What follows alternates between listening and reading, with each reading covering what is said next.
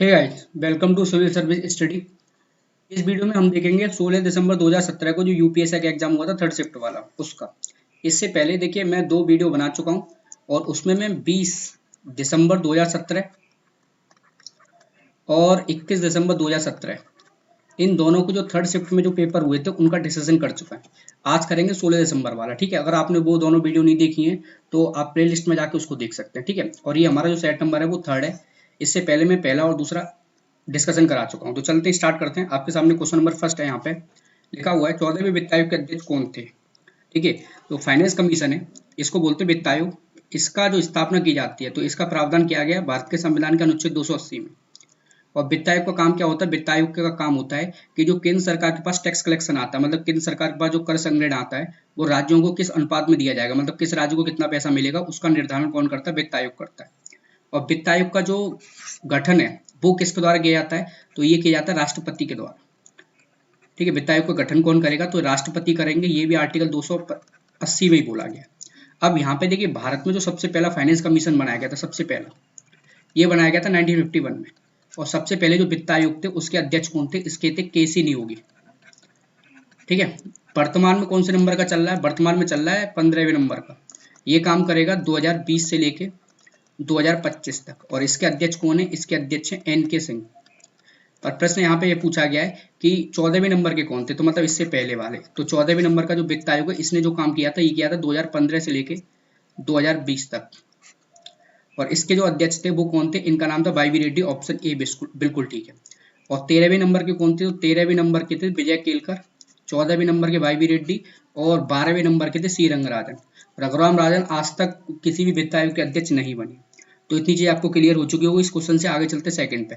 यहाँ पे लिखा हुआ है प्रथम संशोधन के माध्यम से भारतीय संविधान में कौन सी अनुसूची जोड़ी गई थी इनमें से। तो देखिए, जो पहला संविधान संशोधन हुआ था ये हुआ था 1950 में। ठीक है, और ये जो पहला संविधान संशोधन में कौन सी अनुसूची जोड़ी गई थी? तो जो अपना मूल संविधान था इसमें 8 अनुसूची पहले से दे रखी थी। और इसमें जोड़ी गई थी कौन सी? पहली संविधान संशोधन द्वारा 9वीं अनुसूची। ऑप्शन ए इसका बिल्कुल ठीक है। और 9वीं जो अनुसूची थी इसमें किस चीज का प्रावधान किया गया था? तो इसमें किया गया था भूमि सुधार, लैंड रिफॉर्म का। भूमि सुधार। ठीक है, तो ऑप्शन इसका बिल्कुल ठीक है। आगे चलते हैं नेक्स्ट पे। यहाँ पे लिखा हुआ भारतीय दंड संहिता की धारा 373 के विषय में इनमें से कौन सा ठीक है? यहाँ पे लिखा हुआ है सदोष अवरोध तथा सदोष परिरोध, दूसरा अप्राकृतिक अपराध, तीसरा हत्या का प्रयास और चौथा खतरनाक हथियारों का उपयोग कर स्वेच्छा से चोट चोट पहुंचाने का। तो यहाँ पे देखिए, जो अपना आईपीसी इंडियन पिनल कोड है उसका जो सेक्शन 377 है वो बताता है अननेचुरल ऑफेंसेस। अननेचुरल ऑफेंसेस मत होता अप्राकृतिक अपराध। ठीक है, ऑप्शन बी इसका बिल्कुल ठीक है। अब अप्राकृतिक अपराध क्या होता है? देखिए, अप्राकृतिक अपराध किसी महिला, किसी पुरुष या किसी जानवर के साथ हो सकता है। ऐसा कोई भी अपराध जो प्रकृति के खिलाफ है। जैसे एग्जाम्पल के तौर पे आप न्यूज सुनते होगे तो कभी कभी न्यूज आती है किसी व्यक्ति ने किसी जानवर के साथ कुकर्म किया। तो ये क्या है? ये नेचुरल के मतलब एक प्रकृति के खिलाफ है। तो ऐसे जो अपराध होते हैं उनको क्या बोलते हैं? अप्राकृतिक अपराध बोलते हैं। अब अगर कोई व्यक्ति अप्राकृतिक अपराध करता है तो उसके लिए कोई सजा का प्रावधान है? बिल्कुल सजा का प्रावधान है। उसको आजीवन जेल हो सकती है, मतलब लाइफ टाइम का जेल हो सकता है, आजीवन का, आजीवन कारावास हो सकता है। साथ में उसके ऊपर कुछ फाइन भी लगाया जा सकता है, पेनल्टी भी लगाया जा सकता है। ठीक है, तो दोनों में भी हो सकता है या इनमें से कोई एक भी हो सकता है, कुछ भी हो सकता है। तो आर्टिकल 377 में क्या किया गया? अप्राकृतिक अपराध बताया गया। आगे यहाँ पे लिखा हुआ नेक्स्ट क्वेश्चन है, वित्त मंत्रालय के अधीन डैश एक विधि प्रवर्तन संस्था है जो धोखाधड़ी, अपवंचन तथा काले धन को वैध बनाने जैसे भारतीय कर कानूनों के उल्लंघन की जांच करता है। मतलब जितने भी जो जो टैक्स रिलेटेड लॉ हैं उनकी जांच करता है। इनमें से कौन सा डिपार्टमेंट है वो?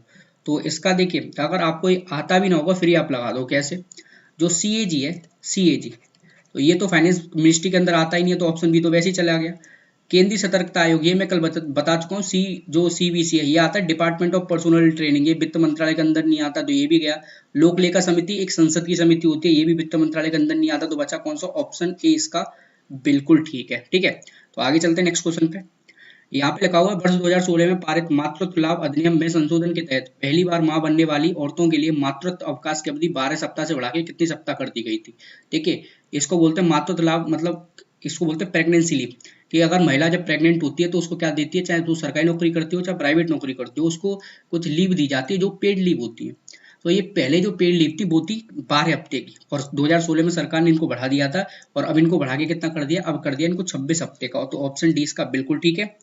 आगे नेक्स्ट क्वेश्चन है यहाँ पे, भारत की प्रतिरक्षा और सुरक्षा से जुड़े किस संगठन का ध्येय है उद्यम निष्पक्षता चरित्रता, इनमें से किसका है? तो देखिए, भारतीय जो सेना है, इंडियन आर्मी है, इसका जो मोटो है वो है बलिदान, बलिदान। और एसपीजी स्पेशल प्रोटेक्शन ग्रुप जो क्या करता है, प्रधानमंत्री जो होते हैं उनकी सुरक्षा करता है। तो एसपीजी का जो मोटो है वो शौर्यम समर्पणम और सुरक्षम, शौर्यम समर्पणम और सुरक्षम। CBI central bureau of investigation, आज न्यूज में सुन रहे हो आप लोग, रिया चक्रवर्ती और सुशांत सिंह राजपूत की वजह से। तो सीबीआई का है जो मोटो है वो है उद्यम निष्पक्षता और चरित्रता, मतलब ऑप्शन सी इसका बिल्कुल ठीक है। और raw research and analysis wing एक एक्सटर्नल इंटेलिजेंस एजेंसी है भारत की।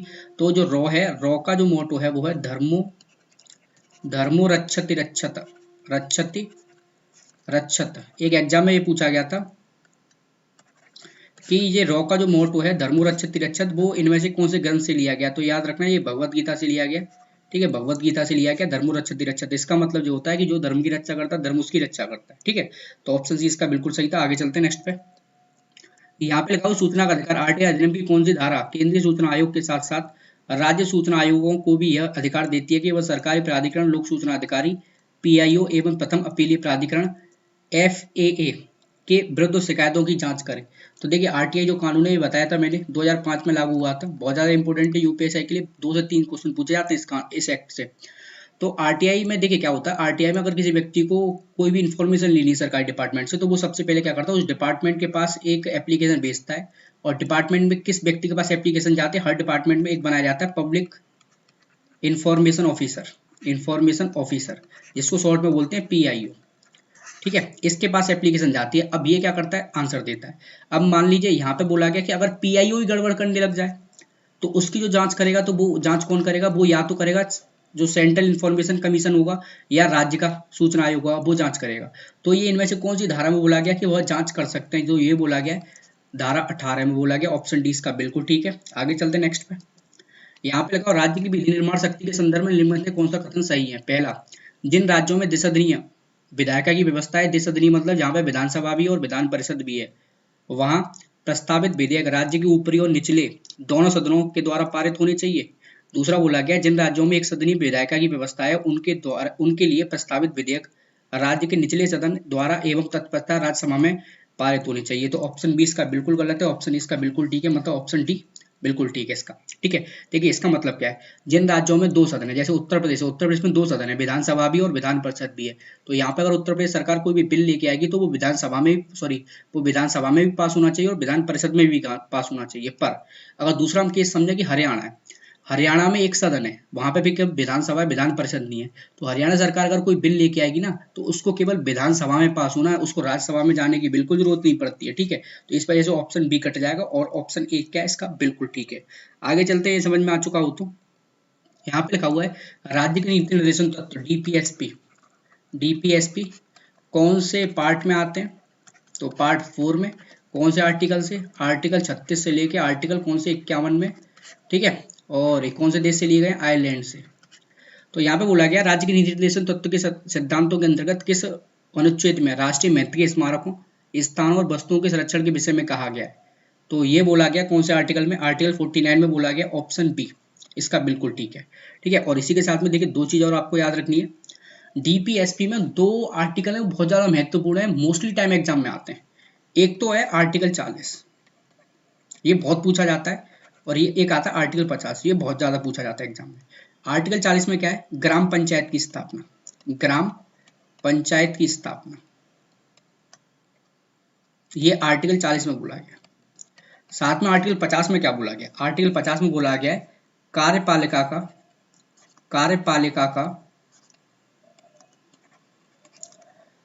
कार्यपालिका का न्यायपालिका से पृथकीकरण, न्यायपालिका से पृथकीकरण, ठीक है। बहुत ज्यादा इंपॉर्टेंट है, बहुत एग्जाम पूछे जाते हैं, तो ये भी आपको साथ में याद रखने। आगे चलते नेक्स्ट पे। यहाँ पे लिखा हो कौन सा राज्य भारतीय संविधान की 6ठी अनुसूची में नहीं है?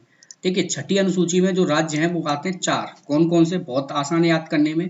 ATM, ये आपको याद होगा, ठीक है, आपके पास होगा भी, बस इसमें एक और एम और लगा देना। ये हो गया ATMM। तो ए मतलब असम,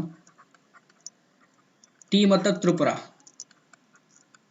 एम मतलब मेघालय और दूसरा एम मतलब मिजोरम। तो इसमें से बचा कौन सा, असम, त्रिपुरा, मिजोरम, तो नागालैंड, ऑप्शन ए बिल्कुल ठीक है। नागालैंड इसमें परिभाषित नहीं किया गया। आगे नेक्स्ट क्वेश्चन है, अखिल भारतीय अस्पृश्यता विरोधी संघ इनमें से किस साल में स्थापित किया गया था? तो ये किया गया था 1932, 30 सितंबर को, 30 सितंबर 1932 को स्थापित किया गया था महात्मा गांधी के द्वारा। महात्मा गांधी के द्वारा स्थापित किया गया था और इसका जो नाम रखा गया था वो रखा गया था हरिजन सेवक संघ। हरिजन सेवक संघ इसका नाम रखा गया था। तो इसका ऑप्शन 20 का बिल्कुल ठीक है। आगे चलते हैं नेक्स्ट क्वेश्चन पे। यहाँ पे लिखा हुआ है, भारत के नागरिकों के मौलिक अधिकारों के संदर्भ में निम्न में से कौन सा कथन सही है? पहला, अस्पृश्यता मतलब अनटचेबिलिटी, जिसको बोलते हैं छुआछूत, एक अपराध है और ऐसा आचरण करने वालों को कानूनी सजा मिल सकती है। मतलब अगर कोई व्यक्ति अनटचेबिलिटी करेगा, छुआछूत करेगा, तो उसको सरकार क्या कर सकती है, कानूनी सजा दे सकती है। पहला ए। दूसरा, भारत के नागरिक किसी अन्य देश से उपाधि ग्रहण नहीं कर सकते हैं। तो अब इसमें देखना, देखिए सबसे पहला आर्टिकल 17 जो है, आर्टिकल 17 क्या बोलता है, प्रोविजन ऑफ अनटचेबिलिटी, मतलब अस्पृश्यता का अंत, कोई भी अस्पृश्यता नहीं कर सकता है। तो ऑप्शन ए इसका बिल्कुल ठीक है। बी क्या बोला गया, भारत के नागरिक किसी अन्य देश से उपाधि ग्रहण नहीं कर सकते। तो आर्टिकल 18 क्या कहता है, देखिए आर्टिकल 18 कहता है अबॉलिशन ऑफ टाइटल्स, मतलब उपाधियों का अंत। ना तो भारत सरकार कोई उपाधि देगी और ना भारत का नागरिक कोई भी किसी दूसरे देश से उपाधि ग्रहण कर सकता है, ठीक है। तो ऑप्शन बी भी इसका बिल्कुल सही है और ए भी बिल्कुल सही है। तो ऑप्शन सी इसका बिल्कुल ठीक है, ठीक है। तो आगे चलते हैं साथ में नेक्स्ट क्वेश्चन पे। यहाँ पे लिखा हुआ निम्नलिखित में से कौन सा विषय समवर्ती सूची के अंतर्गत आता है? समवर्ती सूची मतलब कंकरेंट लिस्ट, जिस पे केंद्र सरकार और राज्य सरकार दोनों कानून बना सकती हैं, ठीक है। तो रेल, तो देखिए रेल तो सीधी सी बात है, ये यूनियन लिस्ट का काम है। बैंक, ये भी यूनियन लिस्ट का काम है।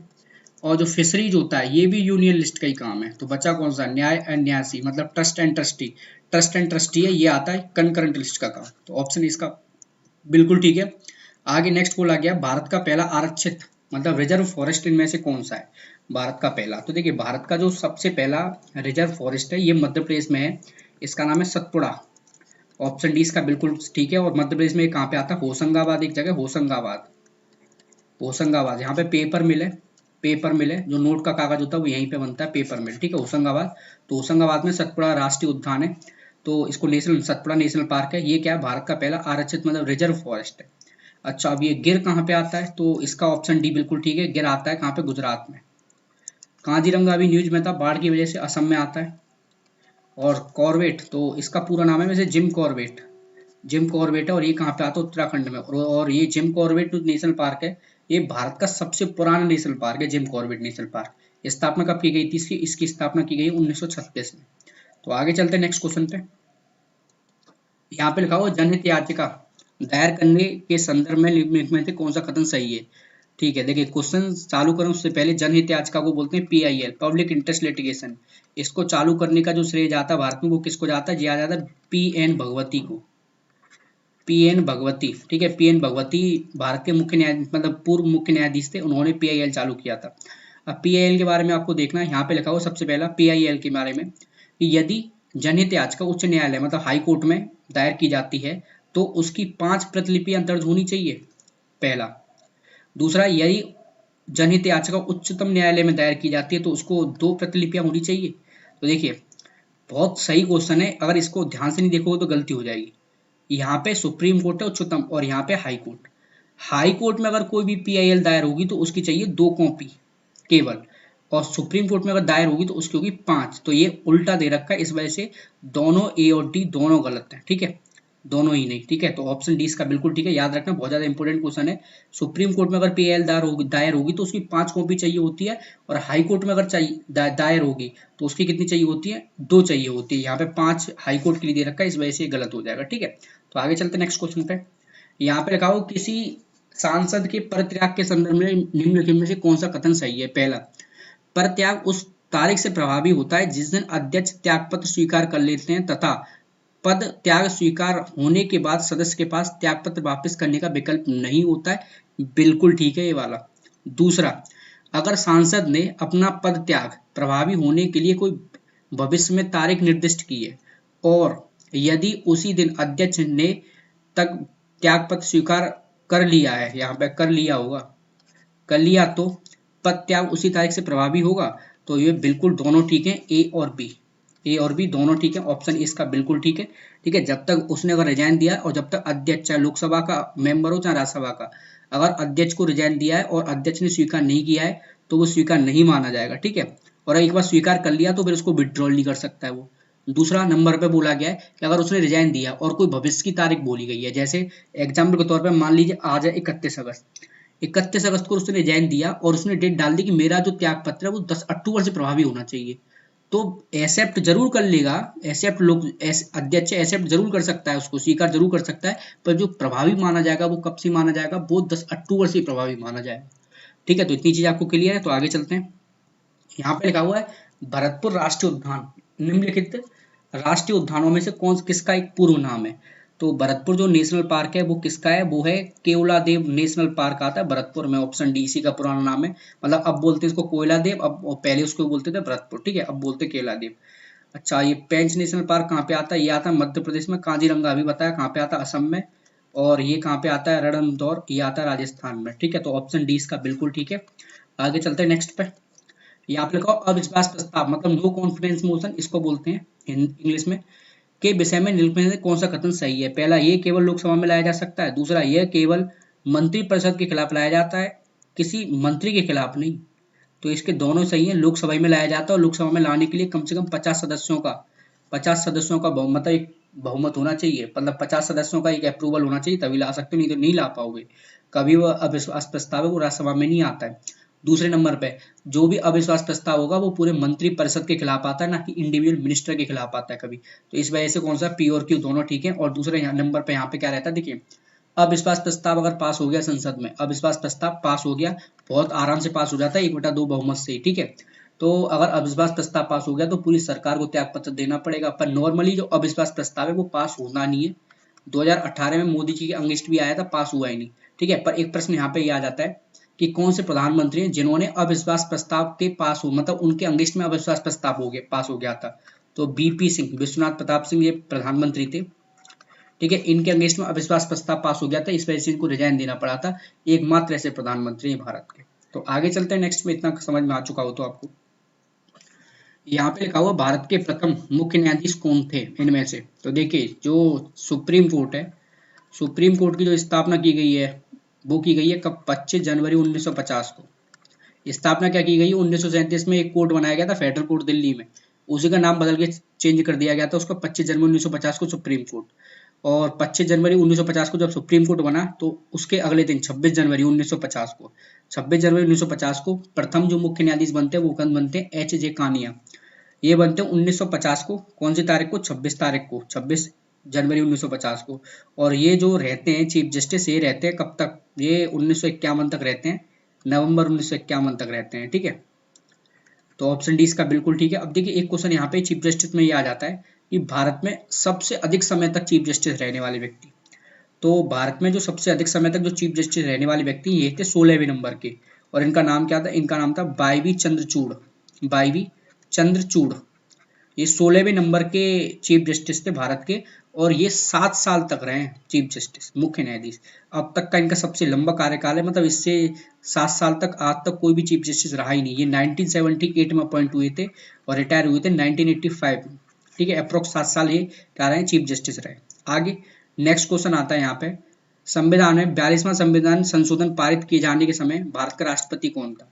42वां जो संविधान संशोधन है ये हुआ था 1975 में, इमरजेंसी के बाद, 1976 में, सॉरी, इमरजेंसी लगने के बाद। तो उस समय जो भारत के राष्ट्रपति थे वो कौन थे, फखरुद्दीन अली अहमद, फखरुद्दीन अली अहमद थे। इन्होंने क्या किया था, इन्होंने इमरजेंसी डिक्लेयर किया था। ठीक है, तो ऑप्शन सी इसका बिल्कुल ठीक है। आगे, और जो 42वां संविधान संशोधन, इसको मिनी संविधान भी बोला जाता है, ये भी आपको याद रखना है, इंपोर्टेंट क्वेश्चन है ये, बहुत ज्यादा एग्जाम में आता है 42वें संविधान संशोधन से क्वेश्चन। आगे यहाँ पे बोला गया है इनमें से कौन सी कंपनी क्रेडिट रेटिंग एजेंसी नहीं है। ये तो अगर कोई स्टूडेंट पढ़ेगा भी नहीं वो भी आंसर लगा देगा इसका। देखिए, क्रेडिट शब्द एक बार यहाँ पे आ रहा है, क्रेडिट यहाँ पे आ रहा है, मतलब ये बी और डी तो हो ही नहीं सकते। मूडीज ये भी है। कृषि क्रेडिट रेटिंग एजेंसी कहाँ होगी, तो ऑप्शन ए इसका बिल्कुल ठीक है। ठीक है, ICAR है, इंडियन एग्रीकल्चर रिसर्च काउंसिल है, ये भारत की कोई भी क्रेडिट रेटिंग एजेंसी नहीं है। बी, सी और डी ये क्या है, क्रेडिट रेटिंग एजेंसी है। अब इनके बारे में देख लेते हैं। देखिए जो क्रेडिट मतलब CARE केयर इसको बोलते हैं, दूसरा मूडीज है और तीसरे वाले को बोलते हैं इकरा ICRA। जो केयर है, तो केयर की स्थापना कब की गई, ये की गई 1993 में। हेडक्वार्टर कहाँ पे आता है इसका, मुंबई में। और इकरा की जो स्थापना की गई है 1991 में की गई है, और इसका भी हेडक्वार्टर कहाँ पे, मुंबई में। अब एक प्रश्न यहाँ पे देखिए, ये इस क्वेश्चन को थोड़ा घुमा के भी आपसे पूछ सकते थे। यहाँ पे बोल देते कि इनमें से कौन सी भारतीय भारतीय क्रेडिट रेटिंग एजेंसी नहीं है, तो उस समय उसका आंसर आता कौन सा, सी। अगर भारतीय पूछा जाता, मूडीज जो है वो भारतीय क्रेडिट रेटिंग एजेंसी नहीं है, मूडीज है अमेरिका की, USA की। इसकी स्थापना 1909 में हुई थी और इसका जो हेडक्वार्टर आता है न्यूयॉर्क में आता है। ये दोनों केयर और इकरा, बी वाला और सी वाला, ये दोनों भारत की हैं। ठीक है, ये भी आपको याद रखना है, बहुत ठीक क्वेश्चन था। ठीक है, आगे चलते नेक्स्ट क्वेश्चन की तरफ। यहाँ पे लिखा हुआ भारत के कौन से राज्य में सबसे अधिक सिंचित क्षेत्र है। देखिए यहाँ पे क्वेश्चन में ये डिक्लेयर नहीं किया गया कि ये जो इरिगेटेड एरिया पूछ रहा है, मतलब सिंचित क्षेत्र है, वो प्रतिशत के हिसाब से पूछ रहा है या क्षेत्रफल के हिसाब से पूछ रहा है। अगर ऐसा प्रश्न आता है ना, तो हमें मान के चलना होता है क्षेत्रफल के हिसाब से सिंचित पूछ रहा है। तो भारत में क्षेत्रफल के हिसाब से जो सबसे अधिक सिंचित एरिया है वो है उत्तर प्रदेश, और प्रतिशत के हिसाब से अगर पूछा जाता है तो वो आता है पंजाब। ठीक है, अब प्रतिशत और क्षेत्रफल के हिसाब से कैसे, समझिए ध्यान से। मान लीजिए जो पंजाब है, पंजाब का जो टोटल एरिया है वो है 4000 हेक्टेयर। ठीक है, जिसमें से पंजाब क्या करता है, 2000 हेक्टेयर पे सिंचाई कर लेता है। तो ये पंजाब का कितना परसेंट आएगा, वो आएगा 50%। आप सभी लोगों को पता है कि पंजाब से तो बड़ा ही है उत्तर प्रदेश, एरिया के हिसाब से भी और वैसे भी पॉपुलेशन के हिसाब से। मान लीजिए उत्तर प्रदेश का जो क्षेत्रफल है वो है 10,000 हेक्टेयर का, और उत्तर प्रदेश है वो 6000। मान लीजिए यहाँ पे क्या करता है उत्तर प्रदेश, 4000 हेक्टेयर है वो सिंचाई कर पाता है। तो अगर इसका परसेंटेज निकालोगे तो ये कितना आएगा, 40% उत्तर प्रदेश का। और यहाँ पे पंजाब का निकालोगे तो ये कितना आएगा, 50%। तो क्षेत्रफल के जो प्रतिशत के हिसाब से कौन आ गया, पंजाब। पर अगर क्षेत्रफल कंपेरिजन करोगे तो पंजाब यहाँ पे 2000 हेक्टेयर ही कर पा रहा है, और यहाँ पे उत्तर प्रदेश इससे डबल कर पा रहा है। तो क्षेत्रफल के हिसाब से तो उत्तर प्रदेश आ गया है, पर प्रतिशत के हिसाब से कौन आ गया, प्रतिशत के हिसाब से है वो उत्तर प्रदेश आ गया, सॉरी क्षेत्रफल के हिसाब से उत्तर प्रदेश है, और प्रतिशत के हिसाब से कौन सा, पंजाब आ गया। ये आपको याद रखना है। आगे नेक्स्ट क्वेश्चन है आंग्ल भारतीय, जिसको बोलते हैं एंग्लो इंडियन, के लिए लोकसभा में कितनी सीटें आरक्षित हैं। पुराना क्वेश्चन है ये, बहुत मतलब 6-7 महीने पुराना जो पूछा गया, तो उस समय आजकल ऐसे क्वेश्चन नहीं पूछे जाएंगे। जो एंग्लो इंडियन के लिए ये होती थी 2 लोकसभा में। ठीक है, एंग्लो इंडियन की। पर इसको क्या किया गया, अभी सरकार के द्वारा एक संविधान संशोधन किया गया। कौन से नंबर का संविधान संशोधन किया गया, ये किया गया 104वें नंबर का, जनवरी 2020 में। जनवरी 2020 में इसके द्वारा सरकार ने क्या कर दिया है कि जो देखिए यहाँ पे थोड़ा बदलाव किया है, इसको समझिए। 104 में मत, इसमें एक तो था SC ST का रिजर्वेशन था, कहाँ पे, लोकसभा में, और एंग्लो इंडियन का था। अब यहाँ पे क्या था, देखिए SC ST रिजर्वेशन और एंग्लो इंडियन का जो प्रावधान था वो था संविधान लागू होने के 70 साल तक। अब ये संविधान लागू कब हुआ था, तो ये हुआ था 26 जनवरी 1950, और 26 जनवरी 1950 से अगर 70 साल आप देखोगे तो ये बनता है कब तक, 25 जनवरी 2020 तक। तो सर यहाँ पे ये खत्म होने वाले थे, तो सरकार ने क्या कर दिया, SC ST जो रिजर्वेशन है वो 104वें संविधान संशोधन के द्वारा 10 साल के लिए और बढ़ा दिया। मतलब यहाँ पे 70 की जगह लगा दिया 80 साल। तो अब ये SC ST जो रिजर्वेशन है लोकसभा में ये रहेगा 2030 तक। पर ये जो एंग्लो इंडियन वाला प्रावधान था, ये सरकार ने इसके लिए कुछ बोला ही नहीं। तो ये 70 साल कंप्लीट होगा तो ये प्रावधान क्या हो गया, खत्म। तो वैसे कितने होते थे, वैसे 2 होते थे, अब नहीं होते हैं। पर ठीक है, और राज्यों की विधानसभा में भी समाप्त कर दिया गया। राज्यों की विधानसभा में भी एक एंग्लो इंडियन को नॉमिनेट किया जाता था, ये भी अब प्रावधान खत्म किया जा चुका है। तो अब नहीं है एंग्लो इंडियन के लिए, पहले था। आगे चलते हैं नेक्स्ट। यहाँ पे लिखा हुआ भारतीय दंड संहिता की धारा 304B के अंतर्गत दहेज मौत के जिम्मेदार व्यक्ति को न्यूनतम कितने वर्ष की सजा का प्रावधान है। देखिए दहेज मौत का मतलब क्या होता है कि अगर कोई व्यक्ति है अपनी वाइफ को दहेज की वजह से मार देता है, उसको दहेज बोला जाता है। पर दहेज मौत कब तक मानी जाएगी, व्यक्ति की शादी के 7 साल तक। व्यक्ति की शादी हुई है मान लीजिए 2020 में, और 2027 तक अगर वो अपनी वाइफ को मारता है दहेज की वजह से, तो इसको क्या बोला जाएगा, दहेज मौत बोला जाएगा। पर अगर 2030 में बेशक मारता है दहेज मौत के मतलब दहेज के पर्पज से, तो उसको दहेज मौत नहीं बोला जाएगा। दहेज जो मौत है वो केवल 7 साल तक प्रभावी रहती है।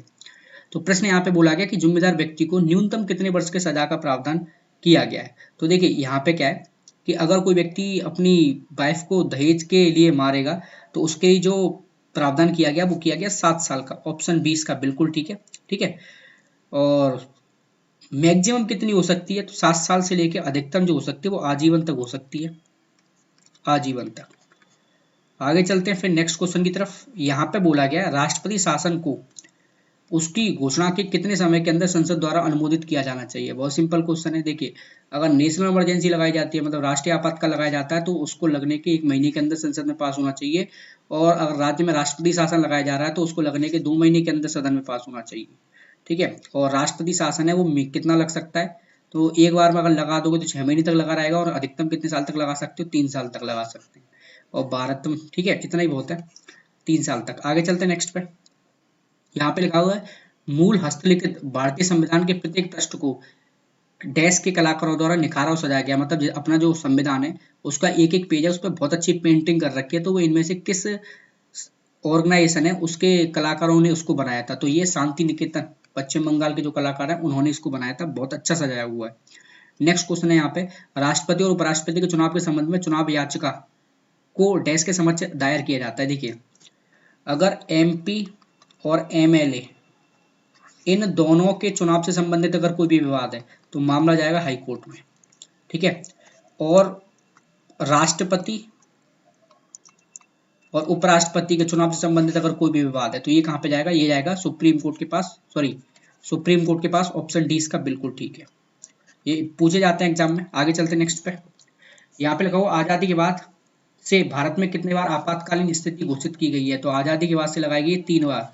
कब कब, 1962 में, उसके बाद दूसरी बार लगा था 1971 में, और तीसरी बार जो लगा था ये लगा था 1975 में। ठीक है, 3 बार लगाया जा चुका है, तो ऑप्शन ए इसका बिल्कुल ठीक है। सबसे पहली बार जो लगाया था 1962 में, ये इंडिया चाइना वॉर की वजह से लगाया गया था। यहाँ पे इंडिया पाकिस्तान की वॉर की वजह से लगाया गया था, और ये इंटरनेट डिस्टर्बेंस मतलब आंतरिक अशांति के कारण लगाया गया था। 1962 में जब आपातकाल लगाया गया था तो उस समय जो भारत के राष्ट्रपति थे वो थे राधा कृष्णन, सर्वपल्ली राधाकृष्णन। और 1971 में जब लगाया गया था तो उस समय थे बीबी गिरी, बारागिरी वेणुगोपाल गिरी इनका पूरा नाम था। और 1975 में लगाया गया था वो तो फखरुद्दीन अली अहमद। ठीक है, तो ये तीनों आपको याद रखना है। और आपातकाल जो लगाया जाता है तो वो कौन से आर्टिकल में लगाया जाता है, 352 में।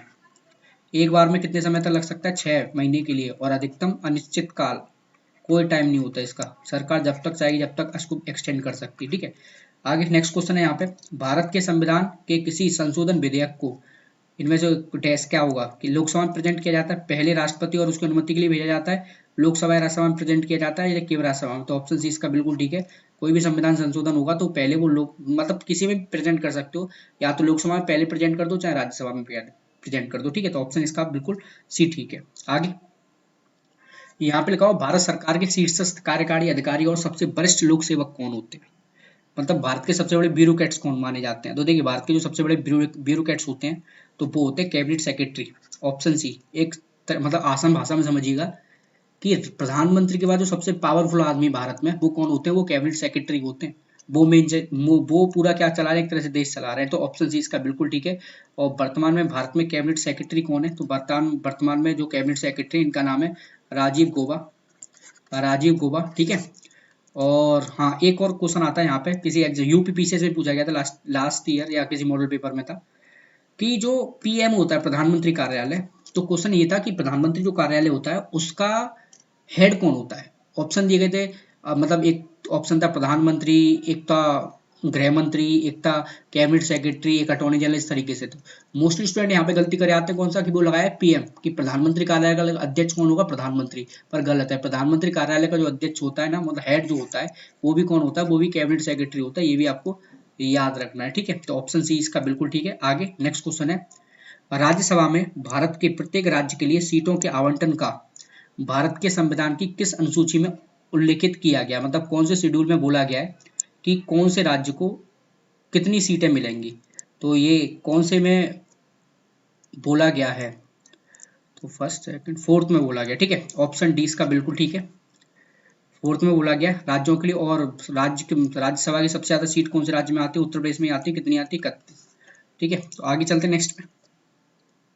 यहाँ पे लिखा हो एक ऐसा पासवर्ड जिसे एक बार इस्तेमाल किया जा सकता है और आमतौर पर बेतरतीब ढंग से विशेष सॉफ्टवेयर द्वारा उत्पन्न किया जाता है। बहुत सिंपल है, आप एटीएम से पैसे, सॉरी, आप अगर नेट बैंकिंग इस्तेमाल करते हो तो आपके मोबाइल पे एक ओटीपी आता है, तो ओटीपी एक सॉफ्टवेयर द्वारा जनरेट किया जाता है जो हर बार चेंज होता रहता है। तो इसका ऑप्शन सी इसका बिल्कुल ठीक है, वन टाइम पासवर्ड। ठीक है, आगे उसके बाद लिखा गया नीचे, निम्न मौलिक अधिकारों को उस अनुच्छेद के आरोही क्रम में लगाएं जिसके तहत वे संविधान में दिखाई देते हैं। तो देखिए, संविधान में जो सबसे पहला आर्टिकल 14 में आता है समानता का अधिकार। ठीक है, तो ये सी आएगा, सी मतलब ए और बी हो सकते हैं। दूसरे नंबर पे आता है आर्टिकल 19 में स्वतंत्रता का अधिकार, तो स्वतंत्रता मतलब ए, सी ए। तीसरे नंबर पे जो आता है भाई, ये आता है कितने, 19 से लेकर 22 में। 23 और 24 में जो आता है शोषण के विरुद्ध अधिकार, शोषण, तो शोषण का है सी ए बी मतलब ऑप्शन 20 का बिल्कुल ठीक है। और लास्ट वाला बचता है डी, तो डी आता है लास्ट में, 29 और 30 में आता है डी। ठीक है, आगे नेक्स्ट क्वेश्चन पे चलते हैं। तो आज के लिए इतना ही। ठीक है, ओके, थैंक यू। और अगर आपको ये वीडियो पसंद आती है तो इसको लाइक जरूर करें, अपने फ्रेंड के साथ शेयर करें। ठीक है, और अगर कोई भी आपको डाउट हो तो आप कमेंट कर सकते हैं, उसका आपको रिप्लाई दे दिया जाएगा। Okay, thank you.